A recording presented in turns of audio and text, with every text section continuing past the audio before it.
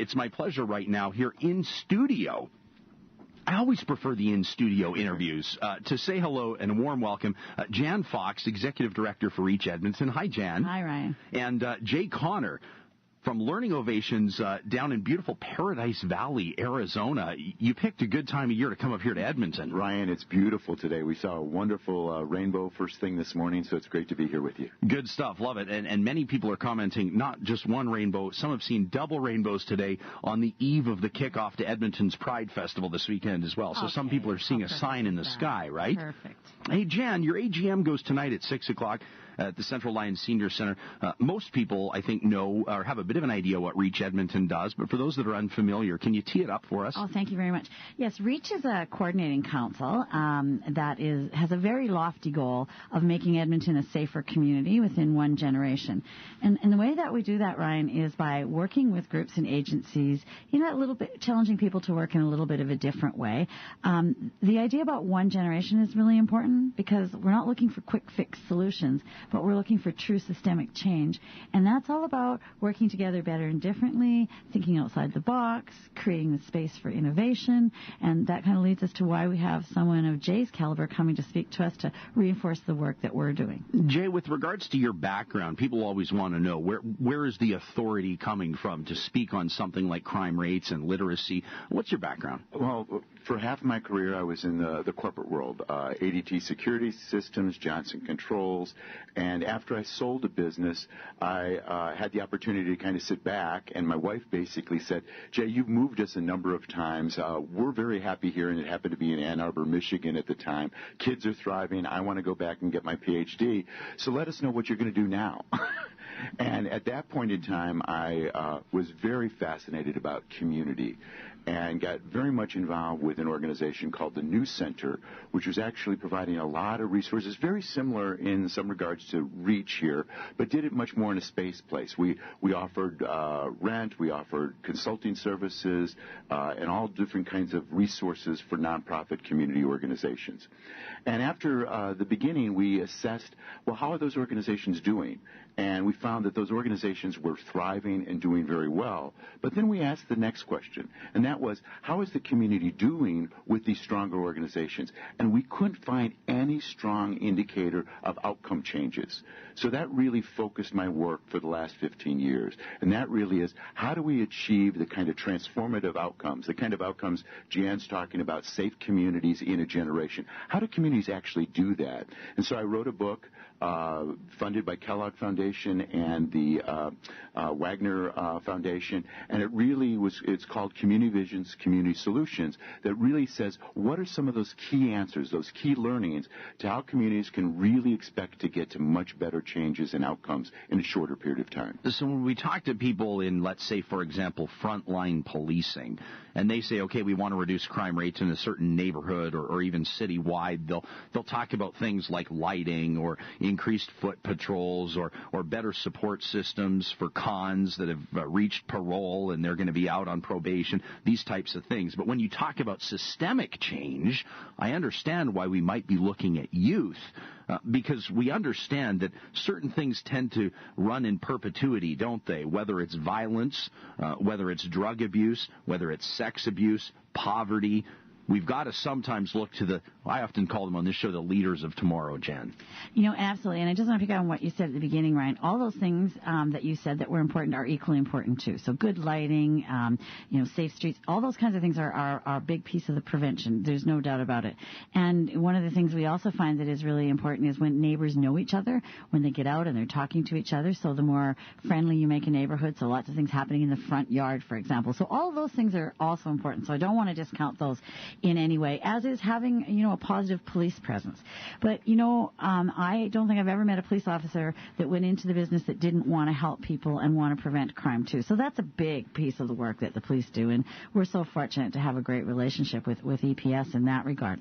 So a big part of what you do at Reach, Dan, you and your team, and you teed this up before, is to find a way to mobilize and coordinate different organizations and community groups. I would imagine that probably sounds a little bit easier than it is in actual practice. Yeah, no, absolutely. That's an absolutely essential part of what we do. And as Jay said a little bit earlier, we know that the best solutions lie within the community. So it makes no sense for us with ideas to come in and impose them upon a community because it just simply won't work. That's been tried and done, didn't work. So we need to create those conditions where community feels safe and comfortable to come forward with those solutions, and then we need to help them find the resources to make those a reality. So really, really important, and it's not about a Band-Aid situation. It's not about a one-off program. It's about dealing even before grade 3. We need to start talking about when a mom is pregnant and the kinds of supports that she's going to need to deliver a healthy baby, and give the parents the supports that they need along the way. So it's a lot about the youth, but it's also about creating a wraparound support for an entire family. So, Jay, in your time spent as a professional evaluating different communities as case studies, let's say, and determining what works and what doesn't, where can a city start to follow a model that will empower and allow its youth to achieve their full potential? Ryan, just a great question. I think that one of the key lessons that we had is that for a community to get to these kind of substantive changes, the entire community needs to have that sense of that picture. They have a sense of what is it that we're trying to accomplish. Because as Jan mentioned and as you mentioned, there's lots of good things that good people have been doing for the last 25 years.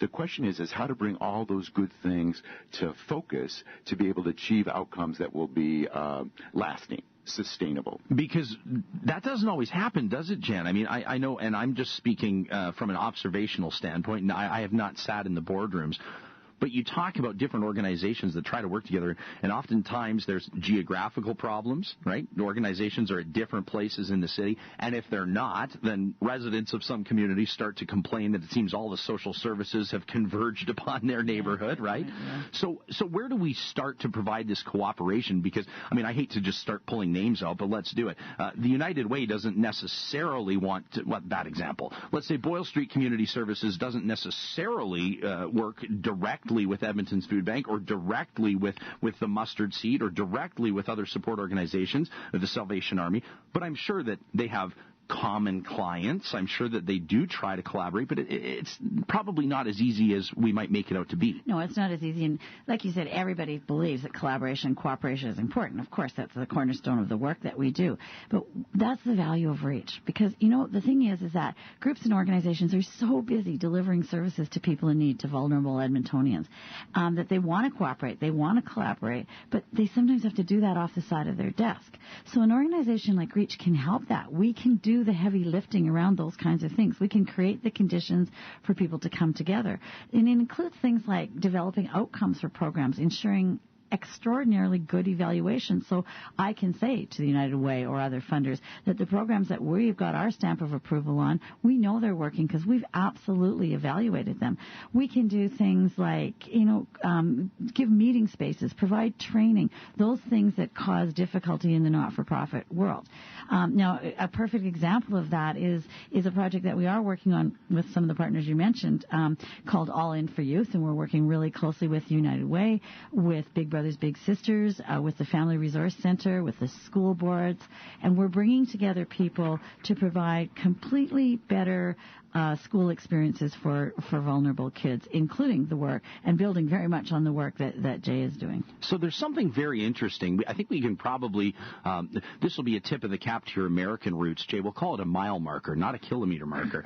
Grade three can be a bit of a mile. Well, it is a mile marker, isn't it? What's so significant about that aspect of a kid's learning? We're finding multiple things that tie back to that. But I think just in thinking of our own experience in school is the entire apparatus of the school from kindergarten up to third grade is really focusing in on teaching kids how to read.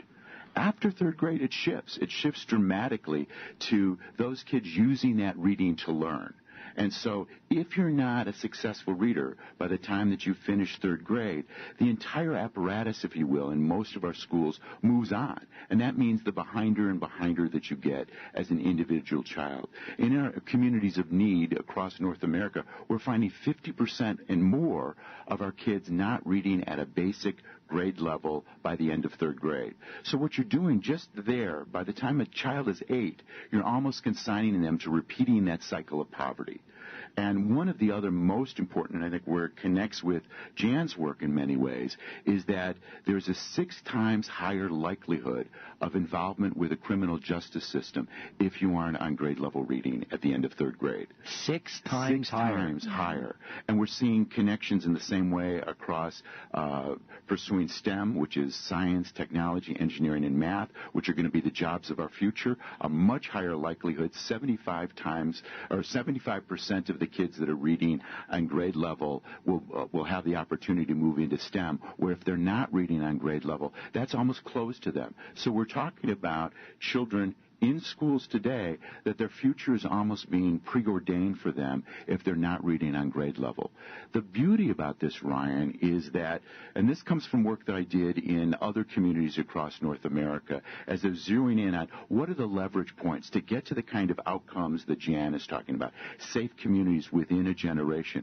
What are the leverage points? And we're finding that communities can move the success rate of third grade reading, for example, 50% reading at the end of third grade. Within 4 years' time, that can be upwards to 90%. So these are things that you can move quickly and have ongoing, sustainable results because of it. I'm curious to know what the relationship is between poverty and reading levels in the third grade. When we come back with Jay Connor, he's a special guest in town for the Reach Edmonton AGM. He's here with Learning Ovations. Jan Fox is the executive director of Reach Edmonton. We'll get into that. And if you're a parent of a grade 1, 2, grade 3 student, you know the reading's not up to snuff, and that statistic, 6 times more likely to be involved with criminal justice, scares the bejesus out of you. We'll ask these 2 experts what you can do at home to improve your child's chances of success. That when we return.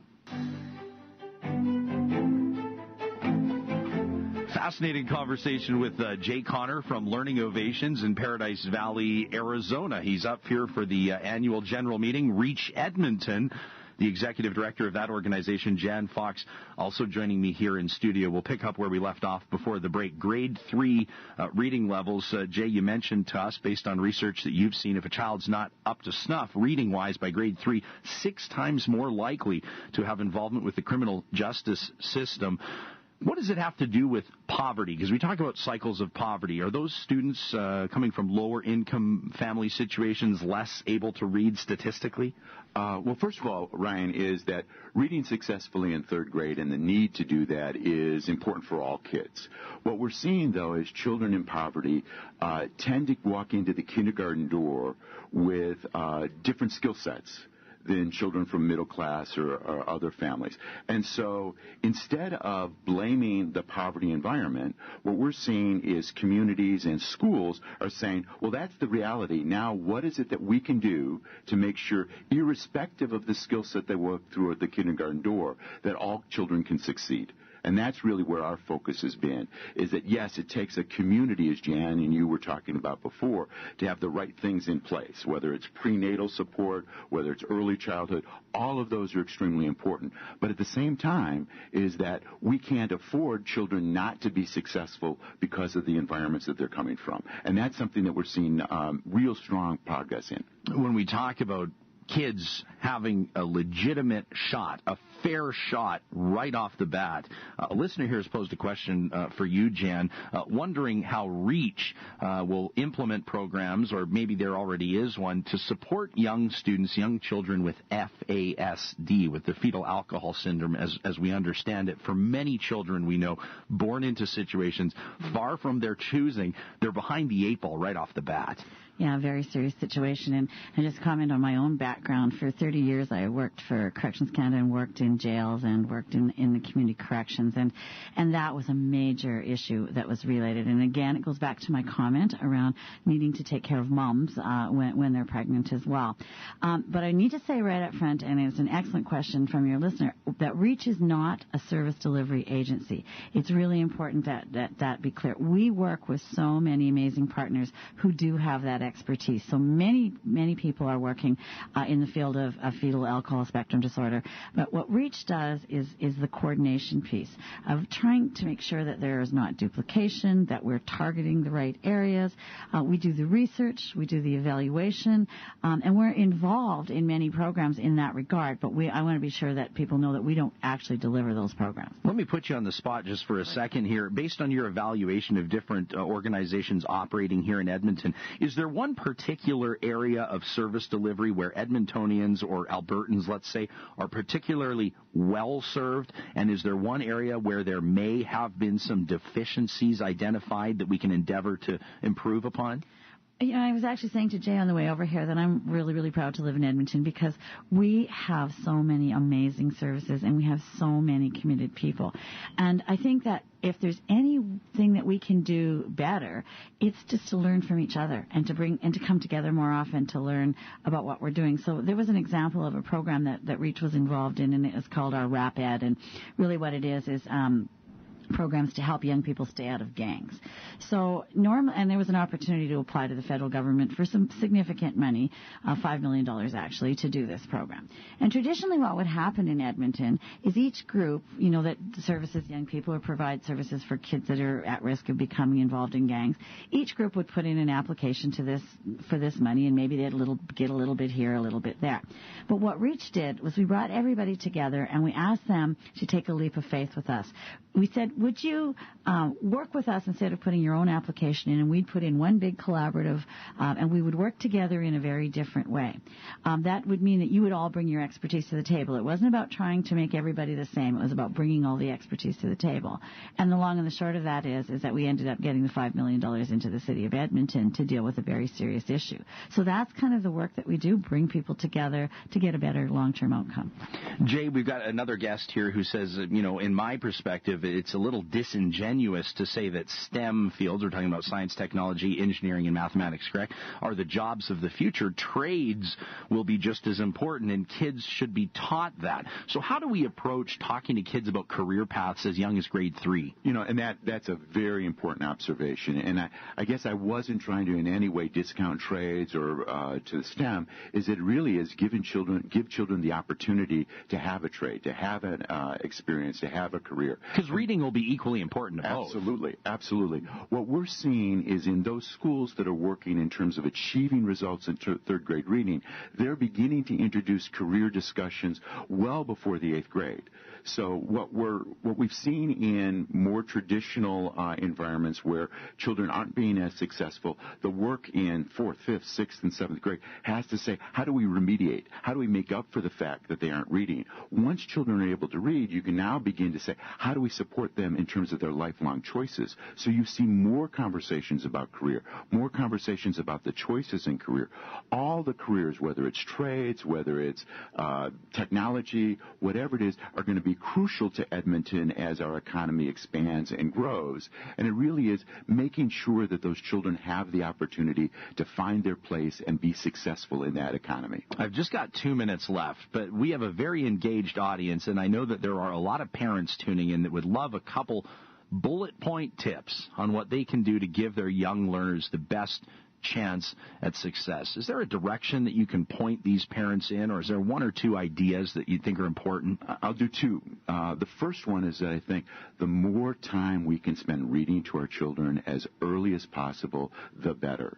And that's going through letter sounds. That's however best we can do that. But again, many of our parents, certainly parents in needy environments, they're working 2-3 jobs just to keep food on the table. So that becomes more difficult to do. The other thing, and this is really for the community, and this isn't the community sit back and say, the school should do this or the before school program should do that. It's for the community itself to realize that the biggest difference in terms of successful communities getting children to read on grade level is the community's expectation that these children can read. Oftentimes what we find is that it's not an issue about skills that a child has. We can take whatever skills that they walk through that kindergarten door and get them successful. It's much more about the adult expectations. So if a community at large can have this broad expectation that all of our children, irrespective of background or experience or economics, can be successful, believe it or not, they will be. It's giving people the belief in themselves to a certain extent, isn't it? I absolutely want to pick up on that. I think that the best thing we can have is a community that would see that anybody not reading at grade 3 is an unacceptable thing. It's absolutely unacceptable, as is to drop out of school is an unacceptable thing for no matter who you are, what socioeconomic status. And the other thing I would say to parents is, please don't be afraid to ask for help. There are resources out there. You shouldn't be ashamed to ask for that help. And it does cross all socioeconomic barriers. Yes, it's more difficult for people living in poverty, but there are many others who maybe for whatever embarrassing reason don't want to admit that their child isn't doing as well. We need to ask for help and not be reliant only on the school system. The school system can only do so much. They need the support of family and community. This, just the tip of the iceberg, and I have no doubt that you'll be hearing many more specifics if you're in attendance tonight at the Reach Edmonton AGM. It goes 6 p.m. at the Central Lions Senior Center. Jay Connor, Jan Fox, our guests here in studio. Thanks for your time and expertise. Thank you, Ryan. Thank you, Ryan. Really interesting stuff.